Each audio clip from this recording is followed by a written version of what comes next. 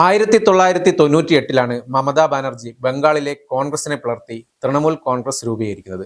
20 വർഷത്തോളം തുടർച്ചയായി ഇടതുപക്ഷം ഭരിച്ചിട്ടും അടുത്ത കാലത്തൊന്നും തിരികെ ഭരണത്തിലേക്ക് വരാനുള്ള സാധ്യത കോൺഗ്രസിനില്ല എന്ന് കണ്ടാവണം അന്ന് മമത ചുവടുമാറ്റിയത്. 43 വയസ്സാണ് അപ്പോൾ മമതയുടെ പ്രായം. 29-ാം വയസ്സിൽ ബംഗാളിൽ CPM-ന്റെ കരുത്തനായ സോമനാഥ് ചാറ്റർജിയെ അട്ടിമറിച്ചുകൊണ്ടാണ് അന്ന് ലോക്സഭയിലേക്ക് ആദ്യമായി അവരെത്തുന്നത്. ആ വർഷം ഇന്ദിരാഗാന്ധി കൊല്ലപ്പെട്ടതിനെ തുടർന്ന് നടന്ന സഹതാപ തരംഗത്തിന്റെ പിന്തുണയും അവർക്കുണ്ടായിരുന്നു. സാധാരണ നിലയിൽ 1 ലക്ഷത്തിന് മേൽ വോട്ടിന് CPM ജയിക്കുന്ന മണ്ഡലമായ ജാദവ്പൂരിലാണ് ആ അട്ടിമറി നടന്നത്. എന്നാൽ പിന്നീട് 1989 അടുത്ത തെരഞ്ഞെടുപ്പിൽ CPM-ലെ മാലിനി ഭട്ടാചാര്യയോട് തോൽക്കുകയായിരുന്നു മമത. പിന്നീട് ദക്ഷിണ കൽക്കട്ടയിലേക്ക് മണ്ഡലം മാറിയ മമത 1991 മുതൽ 2009 വരെ അവിടെ നിന്നും ജയിച്ച് പാർലമെന്റ് അംഗമായി മാറി. ഇതിനിടയിലാണ് 1998 തൃണമൂൽ കോൺഗ്രസ് രൂപീകരിക്കുന്നത്. എന്തായിരുന്നു തൃണമൂൽ കോൺഗ്രസിന്റെ രൂപീകരണത്തിന്റെ യഥാർത്ഥ കാരണം എന്നത് ഇന്നും വ്യക്തമായി ആരും പറയാറില്ല. കോൺഗ്രസിൽ മമതയുടെ നിലപാടുകൾക്ക് അക്കാലത്ത് പിന്തുണ കുറവായിരുന്നു എന്നത് ഒരു വാസ്തവമാണ്. പ്രത്യേകിച്ച് ബംഗാളിലെ കാര്യം വരുമ്പോൾ കോൺഗ്രസ് CPM-നോട് മൃദു സമീപനമാണ് കാട്ടുന്നതെന്നായിരുന്നു മമതയുടെ ഏറ്റവും വലിയ പരാതി. അതുകൊണ്ടാണ് ബംഗാളിൽ പാർട്ടി ഗതി പിടിക്കാത്തതെന്നും BJP-യെ എതിർക്കുന്നതിന്റെ പേരിൽ CPM-നോട് മൃദു സമീപനമാണ് മുന്നോട്ട് പോകുന്നതെങ്കിൽ കോൺഗ്രസ് ഒരു കാലത്തും ബംഗാളിൽ തിരികെ വരില്ല എന്നതുമായിരുന്നു മമത പറഞ്ഞത്. പുറത്തു പച്ചയും അകത്ത് ചുവപ്പുമായാണ് ബംഗാളിലെ കോൺഗ്രസ് പാർട്ടി നേതാക്കൾ നടക്കുന്നതെന്നും കേന്ദ്രത്തിലെ നേതാക്കൾക്കും ബംഗാളിനോട് അതേ നയമാണെന്നും പറഞ്ഞ് തണ്ണിമത്തൻ നിലപാട് എന്ന് അക്കാലത്ത് മമത പരിഹസിക്കുകയും ചെയ്തിരുന്നു. അങ്ങനെ CPM-നെ എതിർക്കുക എന്ന പ്രധാന ലക്ഷ്യവുമായാണ് തൃണമൂൽ പിറവിയെടുക്കുന്നത്. പറയത്തക്ക പ്രമുഖ നേതാക്കളൊന്നും തന്നെ മമതയുടെ കൂടെ ഉണ്ടായിരുന്നില്ല. ആകെ ഒരു മുഗൾ റോയ് മാത്രമാണ് പറയാനെങ്കിലും ഉണ്ടായിരുന്നത്. പക്ഷേ മമത പിന്നോട്ടിറങ്ങിയില്ല. ആദ്യം അവർ BJP-യുമായാണ് സഖ്യമുണ്ടാക്കിയത്. അതിൽ നിന്ന് തന്നെ അവരുടെ ശത്രു ആരായിരുന്നു എന്നത് വ്യക്തമാണ്. BJP-യുമായി ചേർന്ന് പതിയെ ബംഗാളിൽ കോൺഗ്രസിന് ബദലായി അവർ വളർന്നു. നേതാക്കളില്ലെങ്കിലും പാർട്ടിയിൽ അണികൾ ഇഷ്ടം പോലെ ഉണ്ടായി. ഇടതു ഭരണത്തെ മടുത്തവർ മറ്റൊരു ഓപ്ഷനായ കോൺഗ്രസ് പക്ഷേ ഇതിനോട് മൃദു സമീപനവുമായി തുടരുന്നതിനാൽ അതിലേക്ക് പോകാൻ താല്പര്യമില്ലാത്തവർ എല്ലാം മമതയുടെ കൂടെ ചേർന്നു. അതോടൊപ്പം തന്നെ BJP-യുടെ മന്ത്രിസഭയിൽ റെയിൽവേ പോലെ വലിയൊരു ക്യാബിനറ്റും മമതയ്ക്ക് ലഭിച്ചു. അതും ബംഗാളിൽ അവർക്ക് മുതൽക്കൂട്ടായി. അങ്ങനെ BJP-യുടെ കൈപിടിച്ച് CPM-നെ തകർക്കുക എന്ന ലക്ഷ്യത്തോടെ രൂപം കൊണ്ട പാർട്ടി 2011 അവരുടെ ലക്ഷ്യത്തിലേക്ക് എത്തി. മമത റൈറ്റേഴ്സ് ബിൽഡിങ്ങിലേക്ക് മുഖ്യമന്ത്രിയായി എത്തി. പക്ഷേ അപ്പോഴേക്കും BJP-യുമായുള്ള ബന്ധം മമത ഉപേക്ഷിച്ച് കോൺഗ്രസിനെ കൂടെ കൂട്ടുകയാണ് ചെയ്തത്. അതിനൊരു കാരണവും ഉണ്ടായിരുന്നു.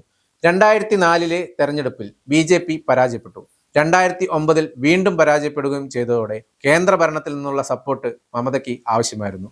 അവർ യാതൊരു മടിയും കൂടാതെ കേന്ദ്രത്തിൽ ഭരണത്തിലുള്ള കോൺഗ്രസിന്റെ കൂടെ ചേരാൻ തീരുമാനിക്കുകയും ഒരുമിച്ച് മത്സരിക്കുകയും ചെയ്തു. അങ്ങനെ 2011 അധികാരത്തിലെത്തി. കോൺഗ്രസുമായുള്ള ബന്ധം അങ്ങനെ സുഖകരമായി പോകുന്നതിനിടയിലാണ് കേന്ദ്ര സർക്കാരിനെതിരായ നിരവധി സമരങ്ങൾ ഉയരുകയും ഇന്ധനവില കുത്തനെ ഉയരുകയും ഗ്യാസിന്റെ വില ഉയരുകയും ചെയ്തതൊക്കെ കോൺഗ്രസ് സർക്കാരിനെതിരായ വലിയ ജനരോഷം ഉയർത്തിയത്. അടുത്ത തെരഞ്ഞെടുപ്പിൽ കോൺഗ്രസിന് തിരിച്ചടി ഉണ്ടാവുമെന്ന് ഏവരെയും പോലെ മമതയും പ്രതീക്ഷിച്ചു. സമയം വൈകിച്ചില്ല. മമത കോൺഗ്രസുമായുള്ള ബന്ധം ഏകപക്ഷീയമായി അവസാനിപ്പിച്ചു. 2014 തെരഞ്ഞെടുപ്പിൽ കോൺഗ്രസ് നിലംപരിശായതോടെ മമത പിന്നെ അവരുമായുള്ള എല്ലാ സംഭാഷണങ്ങളും അവസാനിപ്പിക്കുകയും ചെയ്തു. പോരാത്തതിന് കോൺഗ്രസ് തകർച്ചയിൽ നിന്ന് കരകയറാൻ 2016 CPM-യുമായി സഖ്യം ചേർന്ന് മത്സരിച്ചതോടെ മമതയുടെ കോൺഗ്രസുമായുള്ള എല്ലാ ബന്ധങ്ങളും അവസാനിപ്പിച്ചു. ഇത്തവണ കേന്ദ്രത്തിൽ സർക്കാരുള്ള BJP-യുമായി അവർ സഖ്യത്തിനും ശ്രമിച്ചില്ല. കാരണം ബംഗാളിൽ വൻ ഭൂരിപക്ഷത്തിലാണ് അവർ ഭരിച്ചിരുന്നത്. അതുകൊണ്ട് തനിക്ക് വേറെ ആരുടെയും സഹായം വേണ്ട ആവശ്യമില്ല എന്ന നിലപാടെടുത്തു. എന്നാൽ BJP-യും അമിത്ഷായും മമതയുമായി ചേർന്ന് ബംഗാളിൽ മത്സരിക്കാനല്ല, മറിച്ച് മമതയെ വീഴ്ത്തി ബംഗാൾ പിടിക്കാനാണ് തീരുമാനിച്ചത്. അതോടെ ബംഗാൾ രാഷ്ട്രീയം ശരിക്കും ഇളകി മറിയുകയായിരുന്നു. ഒരു ദശാബ്ദക്കാലം. ഇക്കാലം അത്രയും മമത ഒരു ഏകാധിപതിയെ പോലെ തന്നെയാണ് ബംഗാൾ ഭരിച്ചത്. എന്നാൽ CPM-ന്റെ ഏകാധിപത്യത്തിനെതിരെ മമതയെ കൊണ്ടുവന്ന ജനത അവരുടെ ഏകാധിപത്യത്തെയും കടപുഴക്കി എറിയുകയായിരുന്നു 2026. തോറ്റിട്ടും ഗുസ്തി പിടിച്ചു നിൽക്കാൻ ശ്രമിച്ചെങ്കിലും അവസാനം അടപടലം വീണതോടെ മമത വീണ്ടും അടവു നയവുമായി തിരിഞ്ഞിരിക്കുകയാണ്. കോൺഗ്രസ് വേദിയിൽ സോണിയാഗാന്ധിയെ കെട്ടിപ്പിടിച്ചു. ഇന്ത്യൻ രാഷ്ട്രീയത്തിലെ അവസരവാദികളുടെ എണ്ണം ഒരുപാടുണ്ട്. എങ്കിലും അവരിൽ ആദ്യത്തെ വിരലിലെണ്ണാവുന്ന പേരുകളിൽ ഒന്ന് തന്നെയാണ് മമതാ ബാനർജി. അധികാരക്കൊതി ഇത്രയേറെ പച്ചയ്ക്ക് പിടിക്കുന്ന മറ്റു നേതാക്കൾ വളരെ കുറവാണ്. പക്ഷേ ഇപ്പോൾ പ്രായം 70 കഴിഞ്ഞ നിലയിൽ അതോടൊപ്പം പാർട്ടി രൂപീകരിച്ച് 3 പതിറ്റാണ്ടിന് ശേഷവും രണ്ടാം നിര നേതാക്കളെ ഉയർത്തുന്നതിൽ കാണിച്ച പിശുക്കും അവർക്ക് തിരിച്ചടിയാണ്. ബംഗാളിൽ ജനങ്ങൾ പുറങ്കാൽ കൊണ്ട് തട്ടിയെറിഞ്ഞ മമതയുടെ കൂടെ ചേരാനാണ് കോൺഗ്രസ് തീരുമാനിക്കുന്നതെങ്കിൽ അവർക്ക് നല്ലത് വരട്ടെ എന്ന് മാത്രമേ പറയാനുള്ളൂ. ഇന്ത്യ മുന്നണിയിലെ മറ്റൊരു കക്ഷിയായ DMK ഇതേ സമയം കോൺഗ്രസുമായി ഇനിയൊരു നീക്കുപോക്കിന് മുന്നിലെന്ന് തീർത്തു പറഞ്ഞു കഴിഞ്ഞു. ശക്തമായിരുന്ന കാലത്ത് തങ്ങളുടെ പ്രതിപക്ഷ ഐക്യത്തിനെല്ലാം അള്ളുവെച്ച ശേഷം തോറ്റു തുന്നം പാടിയെത്തുന്ന സമയത്ത് അവർക്ക് അനാവശ്യ പ്രാധാന്യം കൊടുത്ത് ഇന്ത്യ മുന്നണി കെട്ടിപ്പടുക്കാനാണ് ശ്രമമെങ്കിൽ ജനങ്ങൾ ഒരിക്കൽ കൂടി അതുതന്നെ പറയും. ബംഗാളിൽ മമതയോട് പറഞ്ഞത് തന്നെ. നേതാക്കൾക്ക് പഴയ ഓർമ്മകളും ഗൃഹാതുരത്വം ഉണ്ടാക്കിയേക്കാം. പക്ഷേ ജനങ്ങൾ എത്രയേറെ വെറുത്താണ് അവരെ പുറത്തെറിഞ്ഞത്. എന്നിട്ട് അതുവരെ ശത്രുക്കളായി നിന്നവരുടെ അടുത്തേക്ക് അവർ വരുമ്പോൾ ഓർക്കേണ്ടത് എക്കാലത്തും അവരുടെ നിലപാട് എന്നത് നിലപാടില്ലായ്മയാണ് എന്നതാണ്.